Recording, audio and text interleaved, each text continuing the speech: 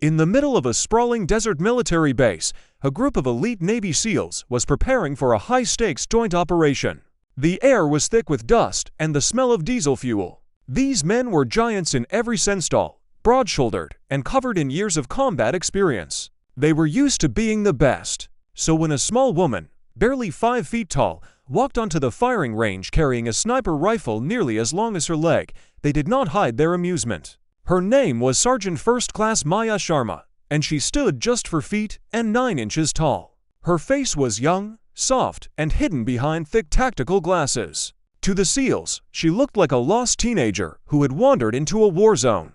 One of the team leaders, a man named Lieutenant Commander Drake, laughed loudly and nudged his spotter. "Look at that," he said, pointing. "They sent us a doll. A tiny little doll with a big gun.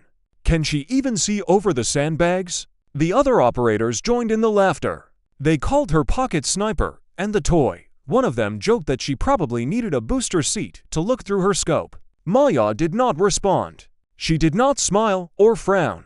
She simply walked past them, placed her rifle on the mat, and began her breathing exercises. The SEALs did not know her history. They did not know that she had grown up in the high mountains of a conflict zone, where she had learned to hunt wild goats with a rusted rifle before she was 10 years old. They did not know that her small stature was not a weakness, but a weapon.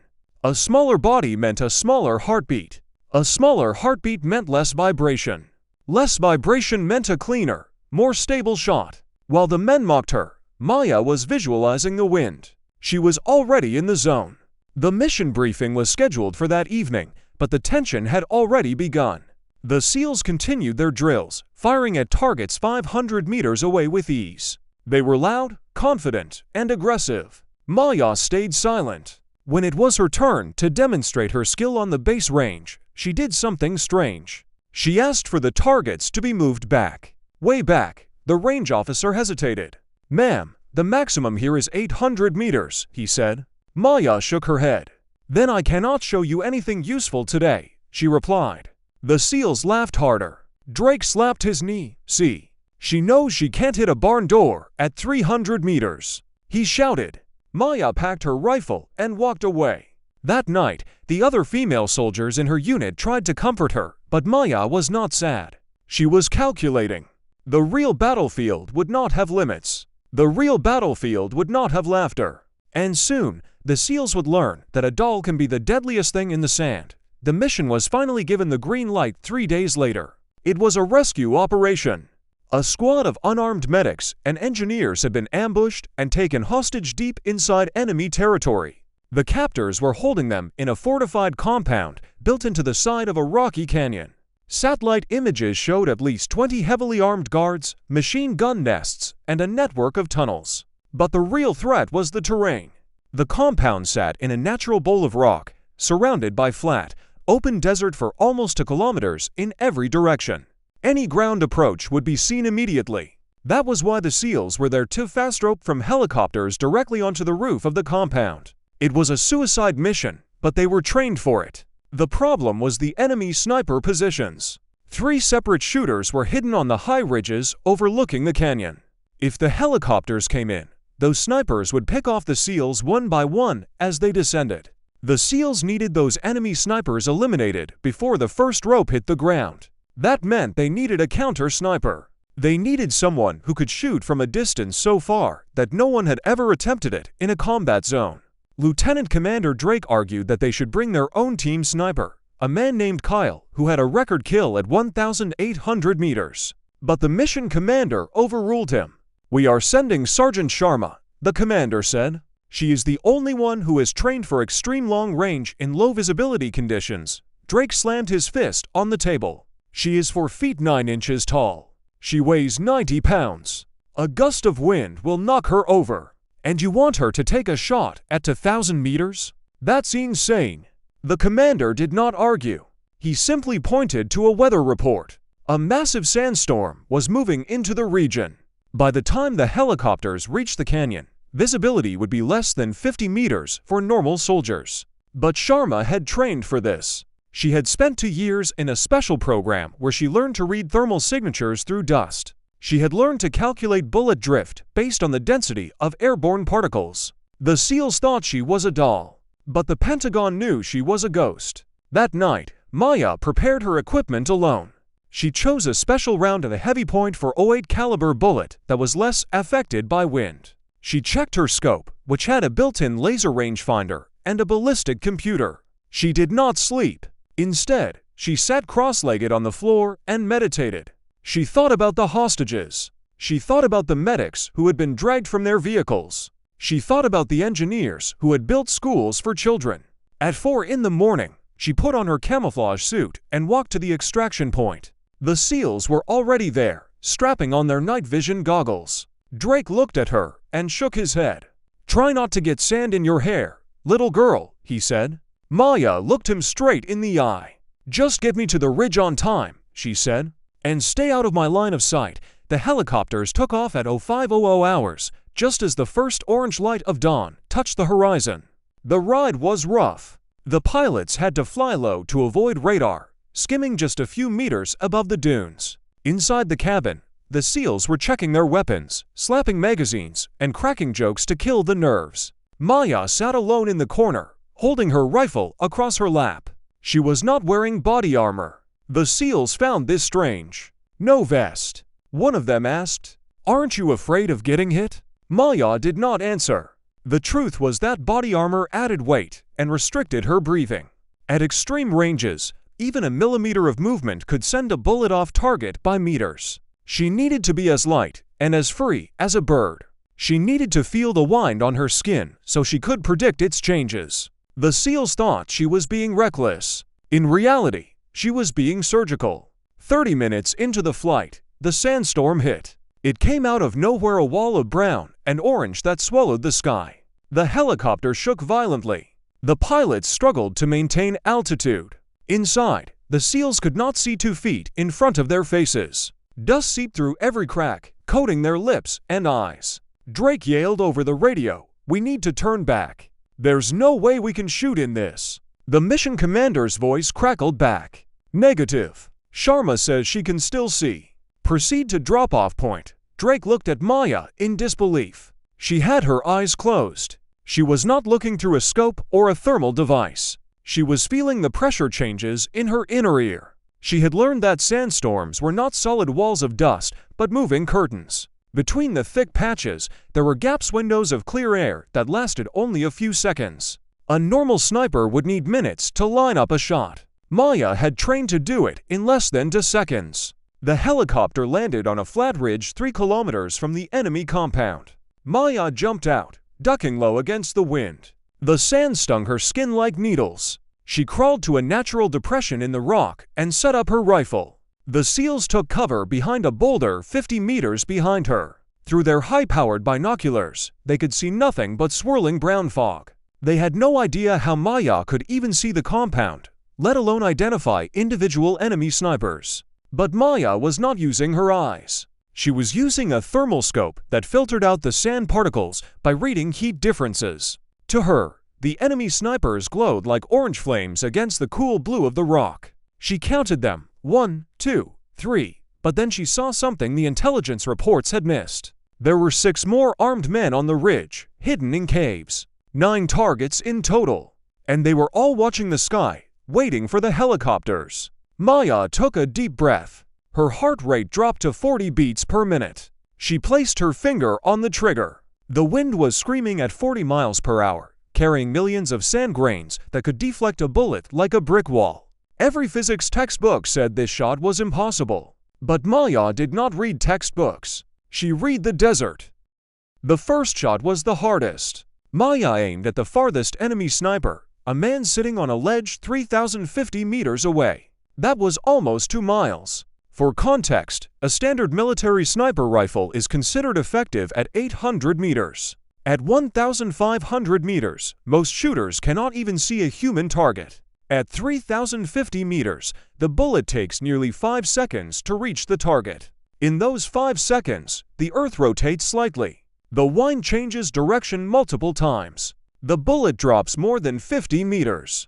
And in a sandstorm, the bullet gets sandblasted in midair, losing energy and spinning off course. Maya knew all of this. She also knew something else. She knew that the enemy snipers would be looking into the wind. Their eyes would be full of sand. They would be blinking and wiping their faces. They would not be looking for a bullet from the south because no one in history had ever fired an accurate shot from that distance in a storm.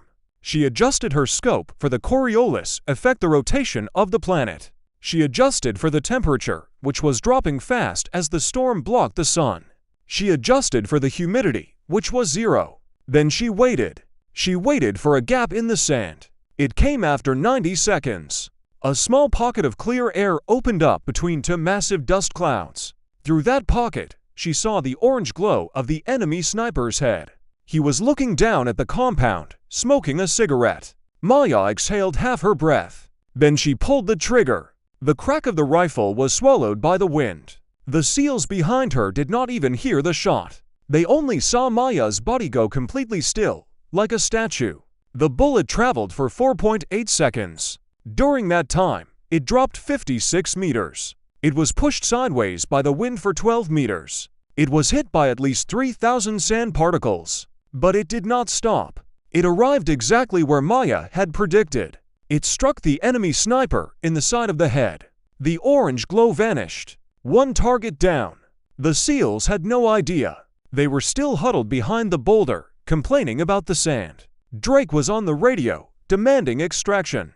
"This is a waste of time," he shouted. "She can't see anything out there." Maya did not respond. She was already lining up the second shot. The second enemy sniper was closer only to 1,900 meters away. But he was moving.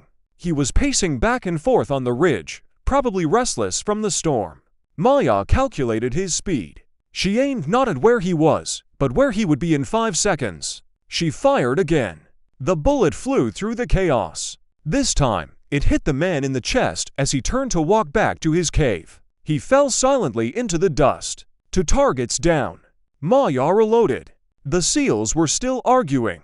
One of them walked up to Maya and tapped her on the shoulder. "Hey, doll. The commander says we need to." Maya did not look up.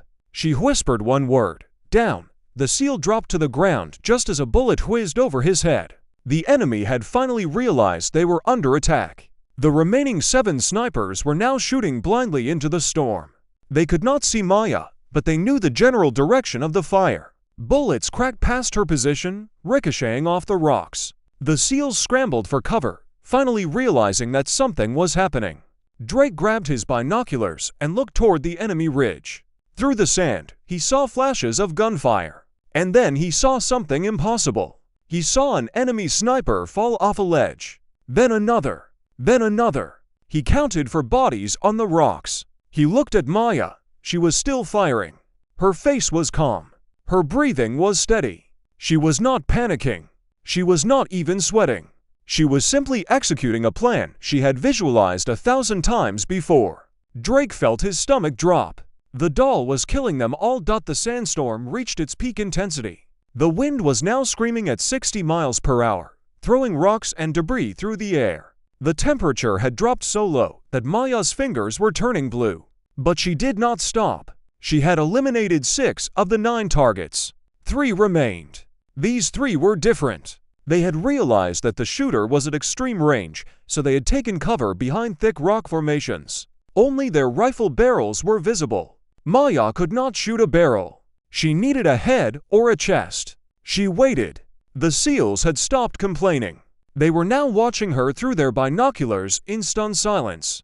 Drake had counted the bodies on the ridge. He knew that she had just tied the world record for longest confirmed kill, 3,050 meters. But she was still shooting. The 7th target made a mistake. He tried to run to a different cave. He exposed his shoulder for half a second. Maya fired. The bullet hit his collarbone and traveled into his neck. He fell, 7 down. The 8th target was smarter. He stayed behind his rock and fired blindly over the top. His bullets were landing closer now. One struck the ground just 2 meters from Maya's face, spraying her with sand and pebbles. A piece of rock cut her cheek. Blood dripped onto her scope. She did not wipe it away. She used it. She smeared the blood across the lens to create a red filter, which helped her see heat signatures more clearly through the dust. Then she noticed something. The eighth target was wearing a thick coat, but his feet were exposed. He was lying on his stomach, and his boots were sticking out from behind the rock. Maya aimed at his left foot. It was a tiny target, maybe 10 centimeters wide. At 2,800 meters, it was the size of a grain of rice in her scope. But she did not need to kill him with that shot. She only needed him to move. She fired.